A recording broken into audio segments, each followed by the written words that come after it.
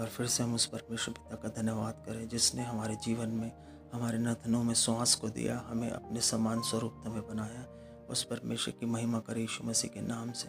पवित्र आत्मा की हुजूरी में उसके जुम्बिश से होते हुए हम धन्यवाद करें परमेश्वर पिता का। अपने हाथों को उठाए दिन भर की बरकतों के लिए, दिन भर की आशीषों के लिए जो उसने हमारे लिए रख छोड़ी है। धन्यवाद करें परमेश्वर पिता। धन्यवाद धन्यवाद धन्यवाद। जैसा उसने अदन की वाटिका को पहले बनाया और फिर उसने आदम को रखा, उसने पहले उसकी सब चीज़ों का इंतज़ाम कर दिया था। बाइबल कहती यहोवा यीरे मेरा उपाय करने वाला परमेश्वर है। और जैसे उसने अब्राहम को मोरिया पर्वत पर, हालेलुया, जैसे मेढ़े का इंतज़ाम करके दिया, उसने जंगल में 40 साल रात और दिन जैसे इजरायलियों का सारे इंतज़ाम को किया। ओह धन्यवाद करे उसने आपके और मेरे सारे इंतज़ाम को जो दिन भर के लिए होते हैं उसने कर दिया। यीशु मसीह ने कहा उन आकाश के पक्षियों को देखो, वो ना बोते ना काटते, फिर भी मेरा स्वर्गीय पिता उन्हें खिलाता। तुम किस बात की चिंता करते हैं? आज अपनी सारी चिंताओं को परमेश्वर कह रहा मेरे हाथों में रख दो, मेरे ऊपर रख दो, मैं तुम्हारी चिंता करूँगा। और सब बातों को उसके हाथों में सौंप दो। बाइबल कहती किसी भी बात की चिंता नहीं करो, किसी चीज़ की भी नहीं, क्योंकि बाइबल कह रही है इस बात को चिंता नहीं करना, क्योंकि परमेश्वर इस बात को कह रहा है। चिंता शब्द शैतान की ओर से। परमेश्वर ने नहीं कहा तुम चिंता करो, बेटों की चिंता करो, तुम्हारे बच्चों की पढ़ाई लिखाई की, भविष्य की चिंता करो, तुम्हारे मकान बनाने की चिंता करो, तुम्हारे बीमार हो जाने पे या फिर बुरे ख्यालात के आने से या फिर मृत्यु की चिंता करो। तुम्हें किसी बात की चिंता नहीं करनी है, सब बातों को परमेश्वर के हाथों में सौंप दो। बाइबल कहती है सब बातों को परमेश्वर पर रख दो। जैसे यीशु मसीह मेरे और आपके लिए क्रूस उठा के उसने मृत्यु को सहा। उसने नहीं कहा तुम्हें मृत्यु को सहना, उसने कहा मैं मृत्यु को सहूँगा, तुम जीवन को। उसने वो मर के जी उठा ताकि हम जीवन पाए, बहुत आयत का जीवन पाए। वो जीवन देने आया, बहुत आयत का जीवन देने आया, अनंत काल का जीवन देने आया। उसने मुझको और आपको दीर्घायु प्राप्त किया ताकि हम उसके धाम में वास कर सके अपने परिवारजनों के सहित। दिन भर के लिए धन्यवाद करें। बाइबल कहती चाहे तू जल में होकर तू जलेगा, जल तुझे डुबा ना सकेगा। सचमुच परमेश्वर को धन्यवाद करो कि उसने हमें पूरी रीति से, हालेलुया, अपने साथ अपने हाथों में, अपनी बाहों में लेके चलने का वादा किया। दिन भर के अपने काम काजों को उसके हाथों में सौंप दो, अपने व्यापार को, सब चीज़ों को उसके हाथों में सौंप दो।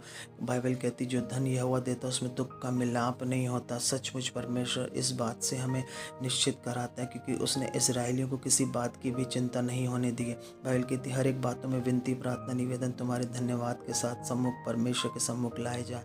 ओ सचमुच हम धन्यवाद करें, हर समय हर घड़ी की धन्यवाद करें, क्योंकि बाइबल कहती तुम प्रार्थना करते रहो हर समय, क्योंकि तुम परीक्षा में ना पड़ो। इसलिए क्योंकि बाइबल कहती संकट में अति शीघ्र से मिलने वाला मेरा और आपका परमेश्वर यीशु मसीह। और धन्यवाद करें इस बात के लिए कि वो सचमुच हमारी सब चीज़ों को मुहैया करवाता है। रात दिन वो हमारी हालेलुया फिक्र करता है। उसने नहीं कहा तुम फिक्र करो, चाहे तू आग में से होकर जाए तुझे आग की लौ जला ना सकेगी। बाइबल कहती है। ओ धन्यवाद करें इस बात के लिए क्योंकि हमारी हड्डी हड्डी की रक्षा करता है। अपने हाथों को उठाए, अगर आप बीमार हैं, अगर आपके अंगों में कहीं तकलीफ है, दुख समस्या, और डॉक्टर ने आपकी रिपोर्ट को बीमारी के रूप में बताया, तो मेरा परमेश्वर आज अपने वचन को भेज के आपको उस गड्ढे से बाहर निकाल रहा। आपकी बीमारी कितनी बड़ी क्यों ना बताई गई, लेकिन परमेश्वर अपनी आँख को भेज के आपको वहाँ से छुटकारा दे रहा, अपना वचन भेज के आपको गड्ढों से निकाल रहा। हर प्रकार के डिप्रेशन से, टेंशन से, हर प्रकार की कैंसर से, हर प्रकार की हड्डियों की बीमारियों से, साइटिका से, स्लिप डिस्क के, घुटनों की दर्द से, समस्याओं से, पैरों के लंगड़ेपन से, पैरालिसिस से, कैंसर से, HIV एड्स से, किडनी की बीमारियों से, डायलिसिस से, हार्ट अटैक से, हार्ट की समस्याओं से, ब्लड प्रेशर शुगर की बीमारियों से, सोराइसिस से, अल्सर से, पेट की समस्याओं से, माथे की, ब्रेन की ट्यूमर से। यीशु के कोड़े खाने से बोलो मैं चंगा हो चुका। ये बोलो यीशु के कोड़े खाने से मैं चंगा हो। यहोवा राफा मेरा चंगा करने वाला परमेश्वर है।